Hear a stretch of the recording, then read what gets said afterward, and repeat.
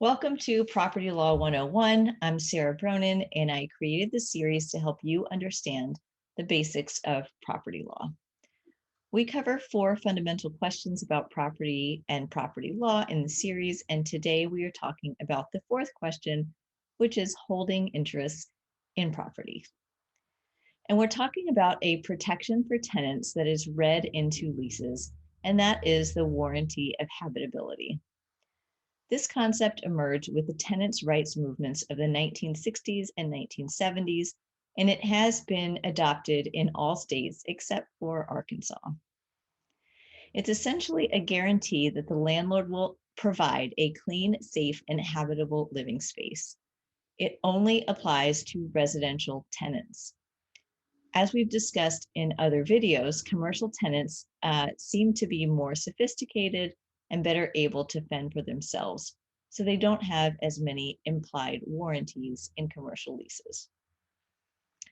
Often the implied warranties of habitability are tied to housing codes, so I should say what housing codes are. Maybe first I should say what they are not. They are not building codes. Building codes are prescriptive, regulating the design and development of individual buildings. Housing codes regulate buildings after they're built, and they create continuing obligations for property owners, particularly landlords, to keep their buildings in good repair. Housing codes are local ordinances that are adopted pursuant to state law. They require that residential buildings maintain a certain standard of repair. So, for example, landlords must keep their buildings at a certain minimum temperature during the winter and allow for cooling during the summer.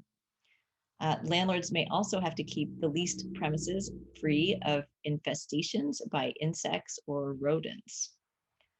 The rationale for these is to promote health, safety, and welfare, and to impose the cost of ensuring basic living standards on the landlord, who is most likely to be able to afford to do so and most likely to be able to know how to do so. Some people say that strict housing codes increase rents and sale prices and are thus bad for tenants. But typically, housing codes establish really just the bare minimum living standards. They are not onerous.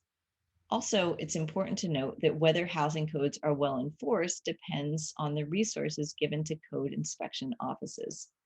Enforcement of city codes, in housing codes in particular, entails inspectors visiting buildings and scoring and rating the buildings and documenting conditions.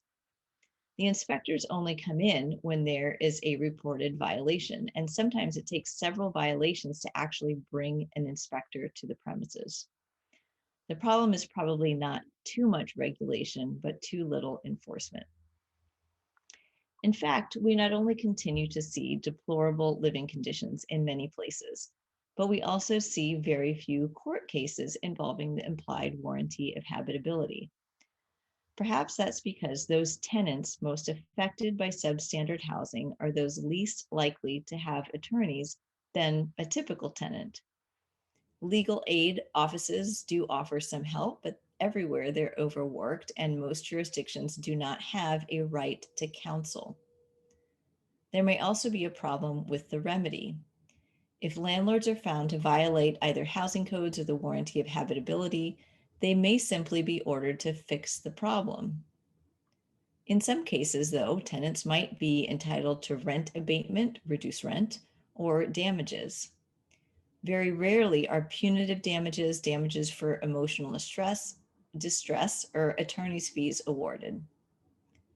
Consider then whether there is a need to think a little more deeply about the implied warranty of habitability the next time a wave of reform comes around. I will leave it there. I'd love to hear from you, whether on Twitter or through my website, where you can sign up to my mailing list. See you next time.